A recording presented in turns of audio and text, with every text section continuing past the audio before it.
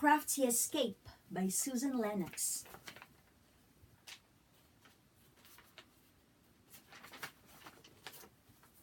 Dressing up as someone else can be fun.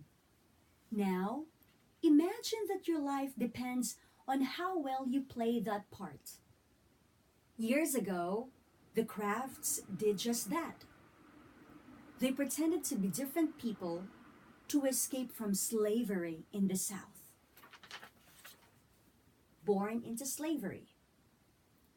William and Ellen Crafts were Black Americans born into slavery. William was born in 1824 and lived in Macon, Georgia. His family was owned by a man who liked to gamble. When the man lost a bet, he got money to pay it by selling his slaves.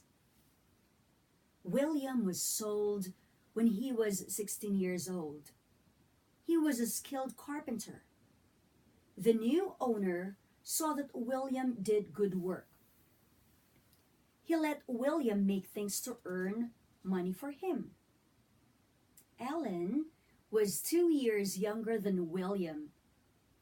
Her mother was a slave and her father a white slaveholder. Ellen's skin was so light that many people didn't realize she had a slave mother. When Ellen was 11, she was given to her married half-sister to work as a servant. When the half-sister moved to Macon, Ellen went with them. There, she met William. A decision fueled by love. In time, William and Ellen fell in love.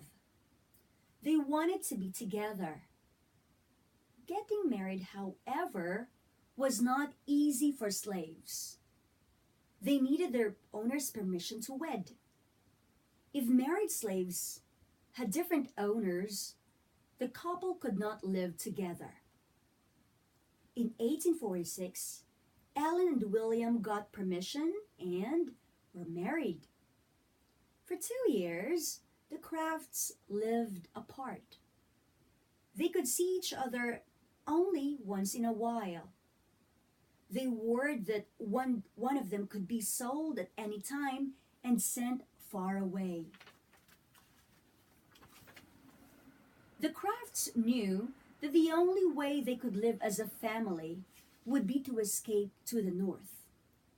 Black people could live freely in states there. But how could the Crafts leave without being caught? William had a clever plan. Preparing and planning. William's idea was a daring one. They would travel to Pennsylvania, the nearest free state. Since Ellen's skin was so light, she would pretend to be a white person. William could travel with her as her house servant. There was just one problem. Ellen could not travel as a woman. Women of that time did not travel alone. They certainly didn't travel with a male slave. There was only one way their plan would work. Ellen had to pretend to be a white man. Ellen was afraid at first. If they got caught, they would be punished. She finally agreed when William explained what they would do. The night of the escape, William would cut Ellen's hair short. She would wear special clothes to hide her figure. She would also wear a bandage around her face and green glasses. To complete her disguise, Ellen would wear one arm in a sling. Ellen had never learned to read or write. She could not sign for their travel tickets. A hurt arm would give her the perfect excuse not to sign. Being hurt would also explain why William was traveling with his master. As long as they acted their parts, no one would suspect a thing. The Great Escape begins. The Crafts decided to leave on December 21st, 1848. William has set aside some money for their trip. The couple asked their owners for time off at Christmas. Owners often gave slaves a few days to celebrate with their families. The Crafts could leave then and not be missed for days. When the day came, William cut Ellen's hair and helped her into her costume. They said a prayer and went into town to buy train tickets to Georgia. Travel at that time was segregated, so they had to sit in separate train cars. There, they waited to begin the first part of their trip. Suddenly, William saw someone he knew on the train platform. It was the owner of the shop where William worked. The man had come looking for the Crafts. William ducked down in his seat, shaking with fear. Just as the man reached William's car, the train's bell changed. The man left, and William sighed in relief. He was safe. Ellen had a scare of her own. When another passenger sat next to her, Ellen froze. He was a good friend of her owner and had known Ellen for years. Ellen sat very still and did not dare look up. The man, though, did not see her. Ellen pretended to be deaf so she could avoid talking and giving herself away. Setting sail for freedom. The Crafts reached Savannah, Georgia safely and took a steamer ship to South Carolina. There, they ran into trouble. The clerk did not want to sign for the couple's tickets. Just then, the boat captain from their first ship passed by. He offered to sign for them. They met their final test in Maryland. Slave states that shared borders with free states had border patrols. These patrols checked for escaping slaves.